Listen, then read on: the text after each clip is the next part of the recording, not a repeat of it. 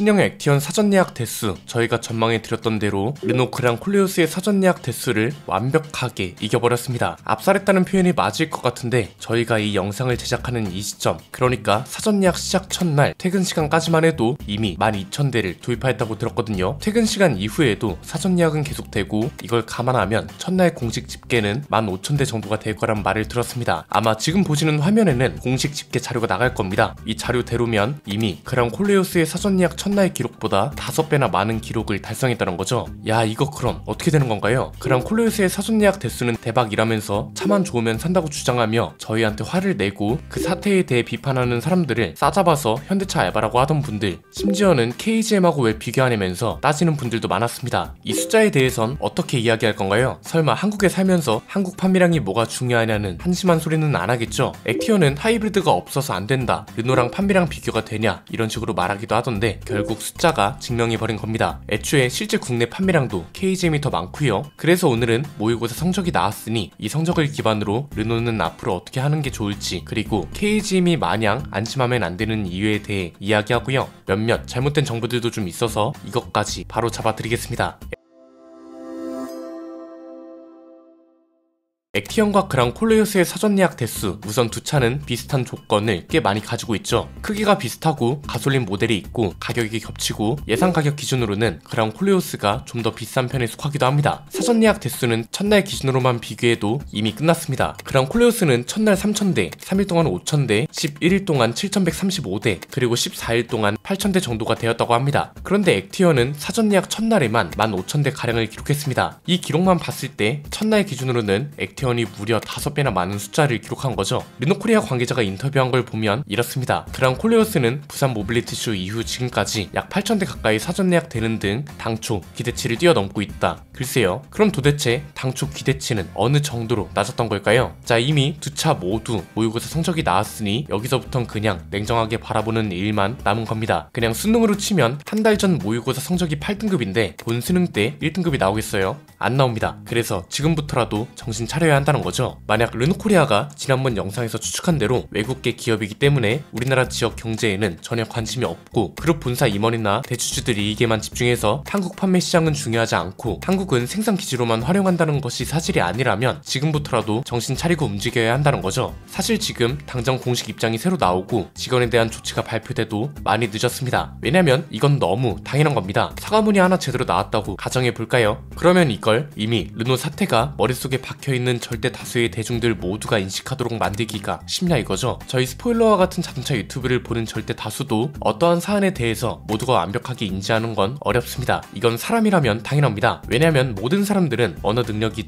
제각각이거든요. 저희 구독자나 시청자분들은 대부분이 언어 능력이 좋으신 것 같습니다. 그런데 모두가 그런 건 아닙니다. 제목부터 르노는 끝났다라는 키워드가 있고 내용도 액티언이 출시되면 그랑 콜레오스가 더 위험하다는 거였는데 태세 전환하고 르노 옹호해 주네, 광고비 달달하게 받았냐, 이러는 사람들도 꽤 많거든요. 똑같은 영상을 보고도 이런다고요. 자동차 관련 채널 중에 이런 내용을 제대로 다뤄주는 채널들의 시청자나 구독자들이 100% 르노의 반성을 인지했다고 치자고요. 그럼 또 자동차에는 관심 없는 절대 다수의 소비자들한테는 이걸 어떻게 인지시킬 건가요? 공중파 뉴스부터 온갖 언론에 도배를 해도 소비자들이 다시 돌아서줄까 말까한 그런 상황입니다. 이게 이렇게 되면 또 악순환이 펼쳐지는 게 진짜 작정하고 판매량을 끌어올리기 위해서 사장도 사과를 제대로 하고 직원도 제대로 조치하고 이 사실을 절대 다수의 정보 수용자들한테 알려주기 위해서 온갖 언론에 도배를 해요. 이게 보도 자료만 뿌린다고 될 일이 아닙니다. 흔히 말하는 광고비를 지급하고 르노가 앞으로 잘 될 수 있다는 식의 칼럼이나 논평 글도 어느 정도 나와줘야 하고 이건 어떤 브랜드든 마찬가지입니다. 그저 방식과 표현에만 차이가 있을 뿐이죠. 그럼 일단 여기에 들어가는 비용만 해도 어마어마할 겁니다. 여기서 회사는 다시 저울질을 할 수밖에 없습니다. 야, 이거 비용이 이렇게 많이 들어가고 심지어 이렇게 돈을 태운다고 해서 여론이 100% 우리한테 돌아온다는 보장도 없어서 말 그대로 기회비용이잖아. 기회비용을 이렇게 많이 태운다고 그냥 판매량하고 매출은 수출로 끌어오는 게 낫지 않아? 이런 갈등이 생길 수밖에 없을 겁니다. 순수 국내 자본 기업이 아니고 해외 투자 유치 기업이기 때문에 더 그럴 거고요. 그래서 저는 이 차를 실제로 산 사람이든 사지 않은 제3자든 왜 자꾸 사실이 아닌 걸 사실처럼 말하려는 겁니다. 지난번에 인지 부조화와 확증 편향 이론을 설명해드린 이유도 여기에 있습니다. 이 사태를 배제하고 보더라도 사전 예약 대수만 비교해 봐도 르노코리아는 전혀 좋은 상황이 아니기 때문에 여론을 빠르게 다시 잡을 필요가 있다고 누차 이야기했습니다. 그런데 그들은 어떤 반응을 보이나요? 차만 좋으면 대박이라니까 그 사태랑 무슨 상관이냐 이러고 있죠. 이 사람들은 진짜로 그렇게 생각해서 그런 게 아니고 근거도 없다는 게 중요하다고 말씀드렸습니다. 이미 사전 예약 대수만 봐도 근거는 틀렸고 이번에 액티언이 그 근거가 틀렸다는 걸 또 한 번 증명했습니다. 그럼 왜 그런 거냐? 내가 그 차를 사겠다고 마음먹었는데 이 회사가 대응을 제대로 못하고 있고 사전 예약 성적도 아주 처참하다고 하면 내 선택과 생각이 잘못된 게 됩니다. 그럼 이제 나는 틀린 사람이 되고 그건 그거대로 화가 나고 이런 걸 이제 전문 용어로 인지 부조화라고 했고요. 이걸 피하고 싶기 때문에 그 사태와 판매량을 엮는 건 말도 안 되는 거고 차만 괜찮으면 사도 된다고 하는 나의 주장이 맞는 말이어야 하는 겁니다. 그래서 지금 당장 여론을 바로 잡아야 한다. 사전 예약 대수가 다른 차종과 비교해도 너무 적다. 이런 사실조차도 계속 틀렸다고 주장하는 거죠. 이걸 위해서는 내가 원하는 정보, 내가 생각하는 것과 일치하는 정보만 보고 그 외의 정보를 제공하는 사람은 악마화를 하고 무시하는 겁니다. 이건 전문 용어로 확증 편향이라고 말씀드렸습니다. 이 이론이 무조건 맞다고 할 수는 없지만 수많은 통계 자료와 데이터를 무시하는 사람이 생각보다 너무 많은 것 같아서 지적을 했던 문제고요. 사실 그냥 냉정하게 말하면 르노코리아 입장에선 인지 부조화, 확증 편향, 알게 뭔가요? 이미 성적은 최악이라는 게 다른 브랜드들을 통해 증명됐고 여론을 돌리기엔 너무 많은 시간과 비용이 들어가게 생겼고 차를 팔면 이익이 남아야 하는데 그러려면 어느 정도 가격도 좀 비싸게 받을 수 있어야 합니다. 그런데 이건 지금 비싸면 비싸다고 욕먹고 싸게 팔면 중국산 택깔이라고 욕먹고 이도 저도 못하는 상황이 된 겁니다. 그래서 제가 르노 사태 이후로 계속해서 골든타임을 언급한 겁니다. 사람은 누구나 실수할 수도 있고 잘못할 수도 있죠. 그런데 그 잘못을 얼마나 빠르게 인지하고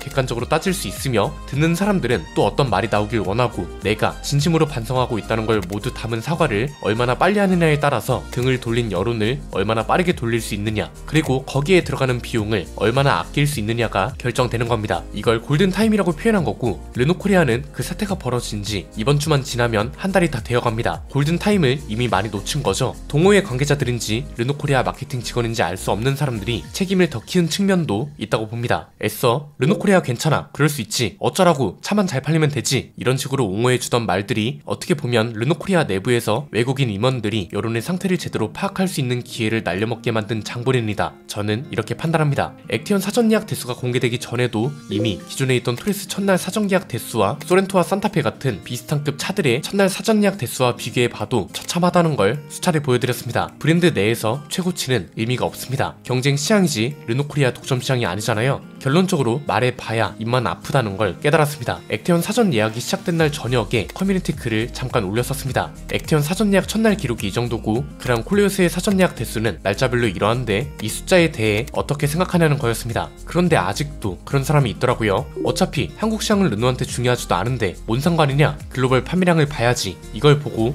이 사람들은 어떤 말을 해도 똑같구나 이런 생각이 들었습니다. 이게 얼마나 한심한 말이냐면 본인은 한국에 살아요. 그런데 한국에는 못하고 외국에 잘하니까 괜찮다고 말하는 겁니다. 외국 시장이 뭔 상관인데요. 이건 또 한편으로는 아주 심각한 이중잣대인 거죠. 국내 기업이 내수 차별한다는 의혹이 나온다면 죽일 듯 달려듭니다. 그런데 또 해외 브랜드가 한국 시장을 무시하는 건 괜찮다고 하는 말도 안 되는 기준을 가진 사람이란 거죠. 이게 정말 웃긴 게 뭐냐면 그 차가 좋아서 산 사람들은 오케이 알았다 이겁니다. 저 또한 그랑 콜레오스를 계약하신 분들을 보고 계약 취소하라는 말을 단 한 번도 안 했습니다. 그런데 이미 그 혐오의 표현과 회사의 느린 대처로 불쾌함을 느낀 건 그 차와 상관없는 절대 다수의 사람들이었고요. 그리고 또 그런 논란이 싫어서 안 사겠다고 하는데 왜 안 사겠다고 하는 사람들을 현대차 알바다, 돈 받고 졌단 소리 한다 이런 소리를 하냐는 거죠. 심지어는 가만히 있는 다른 브랜드들 차를 쓰레기라는 식으로도 이야기하는데 왜 그러는지 모르겠다는 겁니다. 그런다고 해서 있던 논란이 없어지는 것도 아니고 그 차를 보는 다른 사람들의 시선이 좋게 변하는 것도 아닙니다. 이런 현상을 인지 부조화와 확증 편향 이론 말고는 설명할 수가 없을 것 같아서 잠깐 그 얘기를 복귀해 본 거고요. 그렇다고 KGM이라고 안심할 수 있냐? 오히려 저는 지금부터 긴장해야 한다고 봅니다. KGM은 진짜 첫눈이 다른 겁니다. 사실 르노코리아가 이런 여론적 문제가 없었다면 액티언이 딱 나왔을 때 이 정도로 반응이 좋을 수 있었을까 싶습니다. 흔히 말하는 반사 이익을 제대로 보고 있는 건데 반사 이익으로 인한 긍정적 여론이 없었다면 오히려 KGM은 이전에 계속 거론되던 문제점들이 부정적 여론으로 발전했을 겁니다. 왜 문제는 해결하지 않고 차만 출시하냐 이런 식으로요.